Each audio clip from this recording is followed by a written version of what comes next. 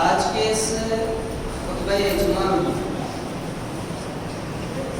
میں آپ حضرات کے سامنے جس موضوع کے تعلق سے کچھ باتیں رکھنے کی کوشش کر رہا ہوں وہ ہے قرآن کی حفاظت کی ذمہ داری کس کی؟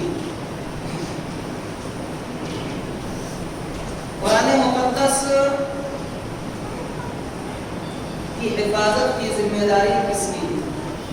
اس موضوع کے تعلق سے انشاءاللہ العزیز کلام مقدس کے چند آیات میں آپ کے سامنے رکھنے کی کوشش کروں گا اور ان اعتراضات کے بھی جواب انہی آیتوں کے اندر تلاش کرنے اور حل کرنے کی انشاءاللہ العزیز کوشش کروں گا۔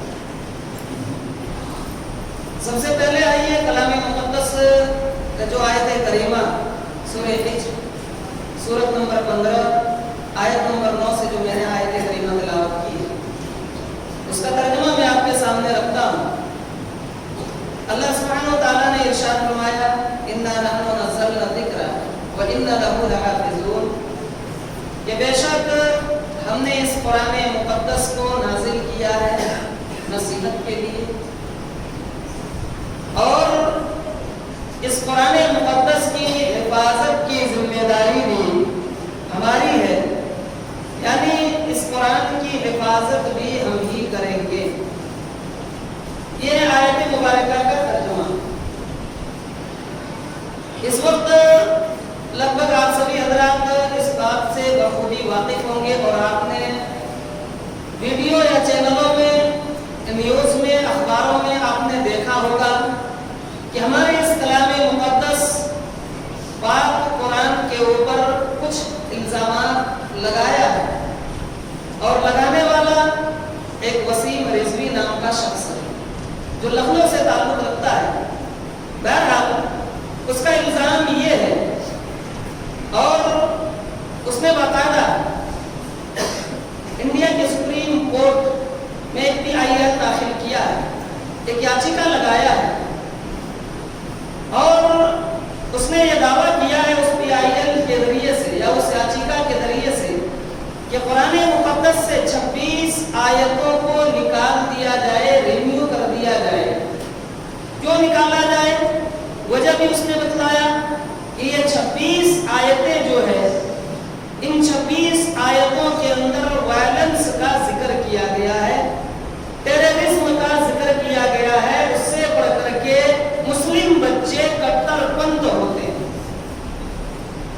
اور اسی طریقے سے دوسرا الزام اس کا یہ بھی ہے کہ یہ 26 آیتیں جس کے اوپر اس نے PIL داخل کیا ہے یہ قرآن کی اصل آیت نہیں ہے، بلکہ ان آیات کو حضرت ابوبکر صدیق رضی اللہ تعالیٰ عنہ، حضرت عمر فاروق رضی اللہ تعالیٰ عنہ، حضرت عثمان غنی ذو النورین رضی اللہ تعالیٰ عنہ نے اپنے زمانہ خلافت میں جب قرآن کو کلیکٹ کیا، قرآن کو جمع کیا تو اس موقع پر ان آیات کو لا کر کے داخل کر دیا۔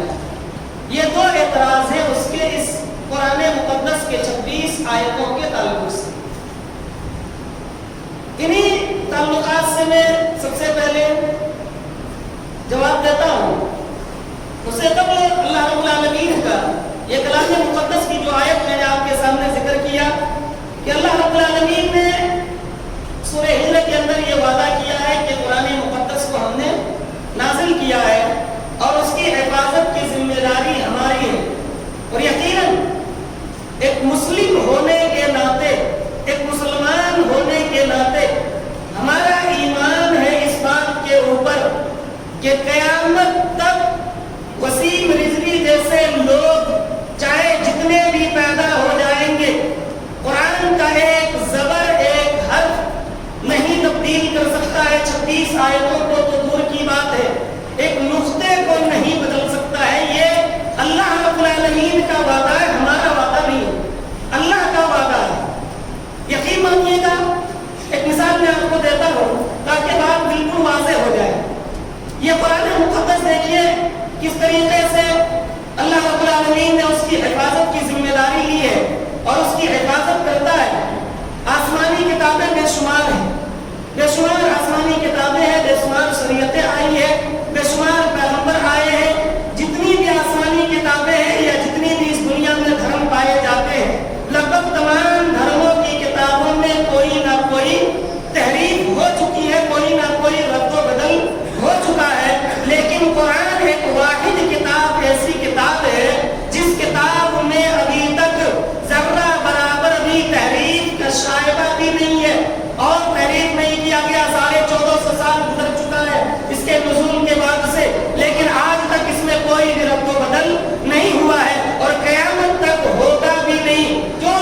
اس لیے میں ایک بات آپ کو بتلاتا ہوں، جتنی بھی کتابیں آسمانی کتابیں ہیں ان کے ماننے والوں سے آپ اگر یہ صرف اتنا کہہ دیں، چاہے وہ صحف ابراہیم ہو یا زبور ہو یا تورات ہو، انجیل ہو یا ہندو دھرم کی جو کتابیں ہیں، جو وید ہیں وہ ہیں، یا جین مذہب کے ہیں یا بدھسٹ کے ہیں، جن کی بھی کتابیں ہیں، سارے لوگوں سے اگر یہ کہہ دیا جائے کہ وہ اپنی اپنی کتابوں کو جلا دیں، مسلمان بھی اپنے قرآن کو ایک طرف سے سارے نسخے کو جلا دے گا، لیکن یاد کر لیجئے گا اس کے بعد جتنے بھی دھرم کے ماننے والے ہیں وہ اپنی کتاب کو دوبارہ تیار نہیں کر سکتا ہے۔ لیکن یہ مسلمان، یہ قرآن مقدس ایک ایسی کتاب ہے جس کی حفاظت کی ذمہ داری جب اللہ نے لیا ہے تو اللہ رب العالمین نے اس کتاب کو اتنا آسان کر دیا ہمارے لیے۔ اللہ اکبر!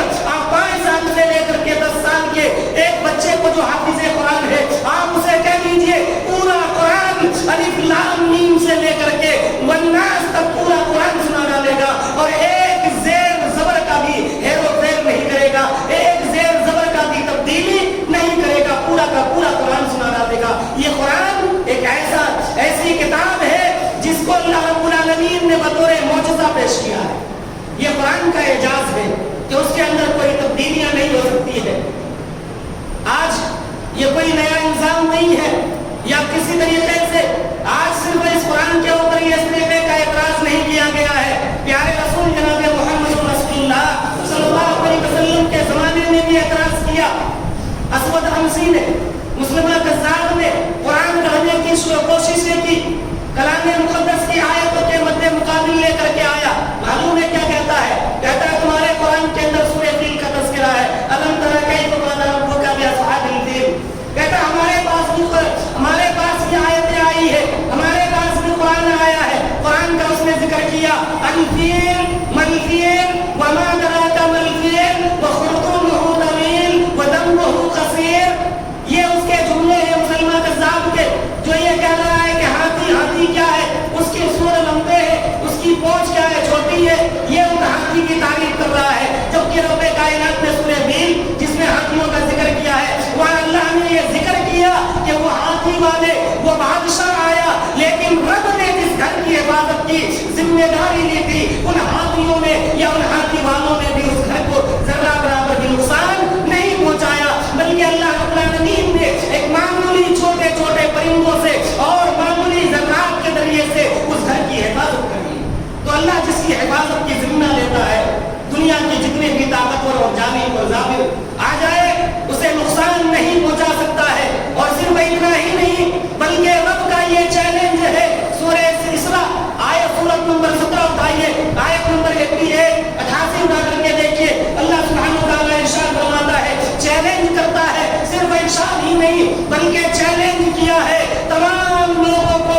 اللہ رب العالمین خطاب کر کے فرماتا ہے، قُلْ لَئِنِ اجْتَمَعَتِ الْإِنسُ وَالْجِنُّ، اے انسانوں اور جنوں کی جماعت سنو، اے پیارے رسول جناب محمد رسول اللہ صلی اللہ علیہ وسلم، آپ کہہ دیجئے لوگوں سے، آپ لوگوں کو بتلا دیجئے کہ جنوں کی جماعت جتنی ہے، انسانوں کی پوری جماعت، چاہے وہ کسی بھی دھرم سے تعلق رکھتے ہو، سب کو اکٹھا کر لو، سب کو جمع کر لو، اور جمع کرنے کے بعد یہ کہہ دو کہ اس قرآن کے مثل ایک قرآن لے کر کے آ جائے۔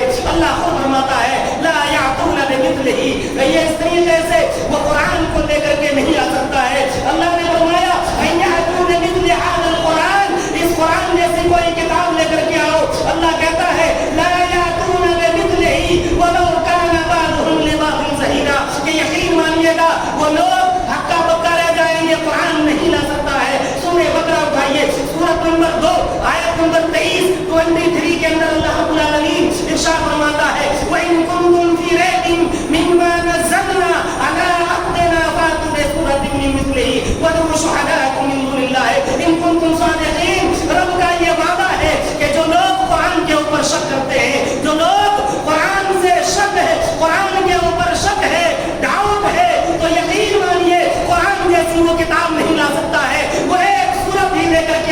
اللہ فرماتا ہے کہ ایک صورت ہی لے آؤ، اور ایک صورت اکیلے نہیں بس کی بات ہے، اللہ کو چھوڑ کر کے جتنے بھی لوگ ہیں سب کو اکٹھا کر لو، سب کو جمع کر لو، اور جمع کرنے کے بعد اس جیسا قرآن کو پیش کر دو۔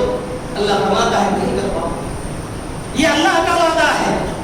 تو ان جیسے ملعون شخص کی کیا اوقات ہے کہ قرآن سے آیتوں کو ریویو کرا دے گا، چاہے ایک نہیں ہزاروں بھی تم داخل کر لو PIL کو، لیکن تمہارے بس کی بات نہیں ہے کہ قرآن سے ایک آیت بھی تبدیل کرا دو گے۔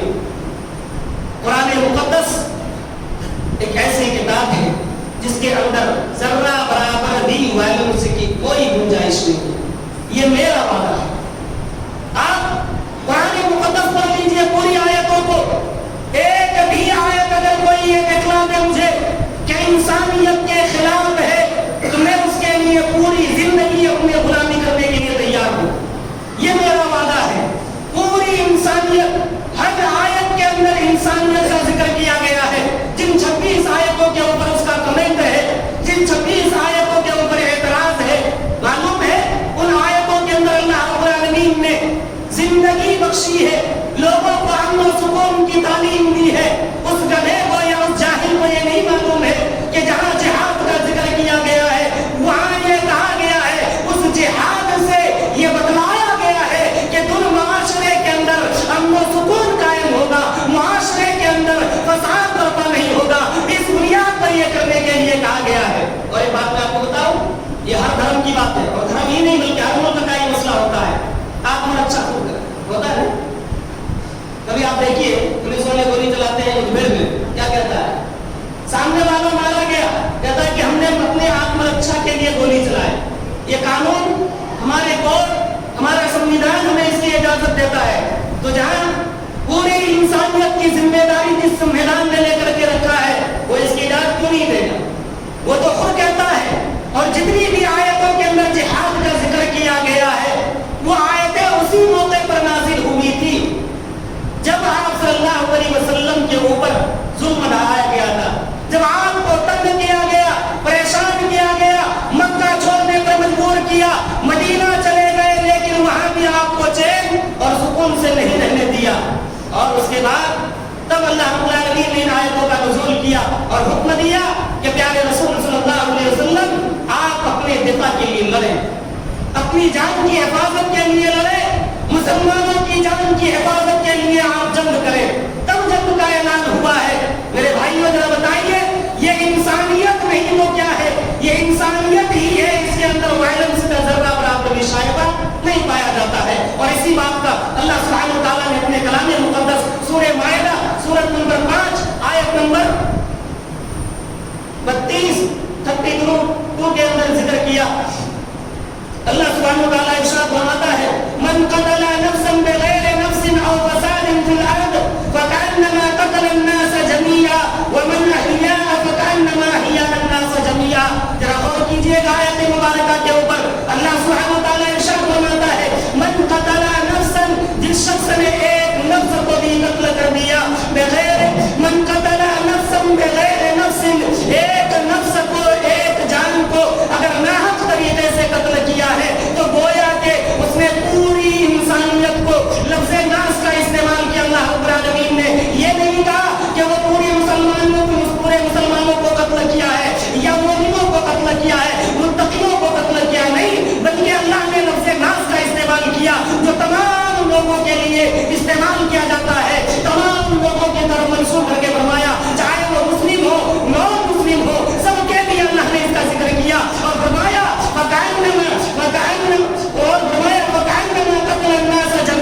کہ اس نے گویا کہ پوری انسانیت کو قتل کیا ہے۔ ومن احیا، اور جس شخص نے ایک زندگی بچا لی تو گویا کہ اس نے پوری زندگی بچا لی۔ یہ اللہ رب العالمین نے ذکر کیا۔ گویا کہ یہ آیت اس بات کی دلیل ہے کہ قرآن مقدس کی ہر آیت کے اندر انسانیت کا ذکر کیا گیا ہے، کہیں بھی وائلنس موجود نہیں۔ اب رہ جاتا ہے دوسرا اعتراض۔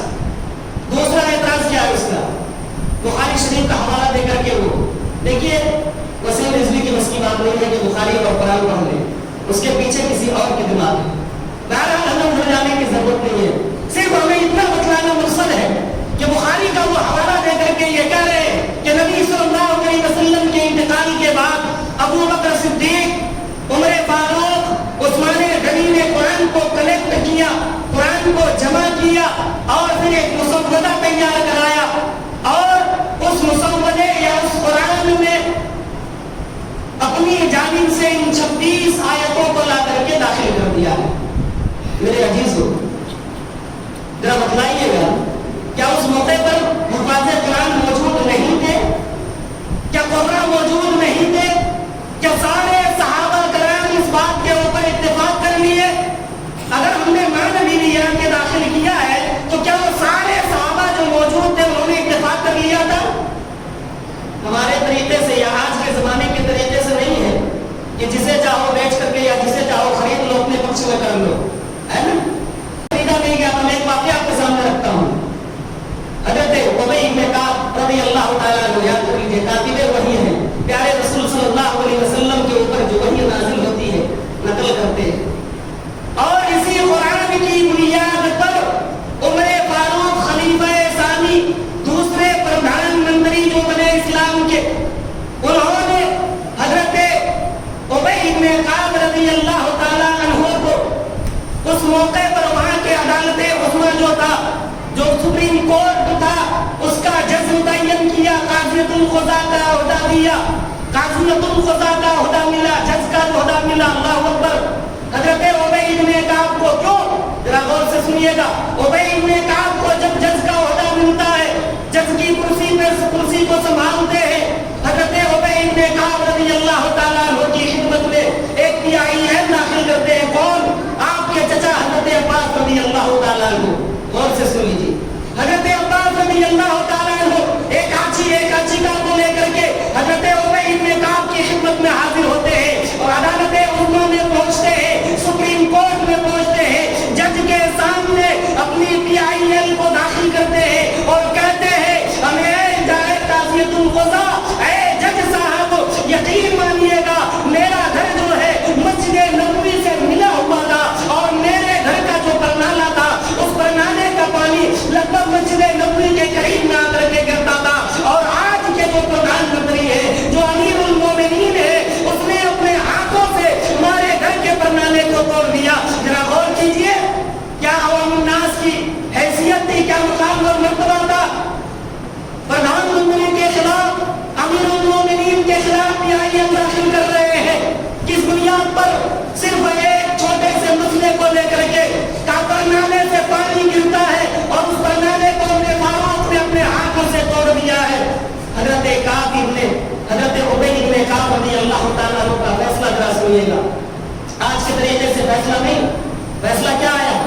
ساری دلیلیں ہمارے پکش کا مان لیا، مان لیتی ہے کورٹ کہ یہ مسجد جو ہے پہلے تھی، مسجد میں غلط طریقے سے مورتی رکھا بھی گیا، مسجد کو توڑا بھی گیا، ساری چیزیں مانتی ہے۔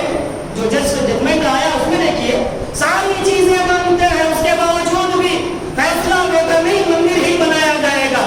پیارے رسول صلی اللہ علیہ وسلم کی عدالت میں، صحابہ کی عدالت میں جو فیصلہ آتا ہے تو پردھان منتری کو بھی نہیں دیکھتے ہیں، امیر المومنین کو بھی نہیں دیکھتے ہیں۔ کہتے کیا ہے فیصلہ؟ جب ان کے سامنے PIL داخل کیا قرآن چیکا کو، تو حضرت ابی بن کعب فرماتے ہیں کہ حضرت عمر فاروق اپنے ہاتھ سے اس پرنامے کو لگائے گا، جو اس بنیاد پر کہ اس پرنامے کو پیارے رسول جناب محمد رسول اللہ صلی اللہ علیہ وسلم نے اپنے ہاتھوں سے لگایا تھا۔ اللہ اکبر۔ ذرا غور کیجیے گا، ایک پرنامے کا مسئلہ ہے، اس کے خلاف ابی بن کعب چلے جاتے ہیں، تو بتائیے قرآن کا 26 آیتیں داخل کر دی جاتی تو کیسے صحابہ کرام خاموش بیٹھے رہتے، کیسے وہ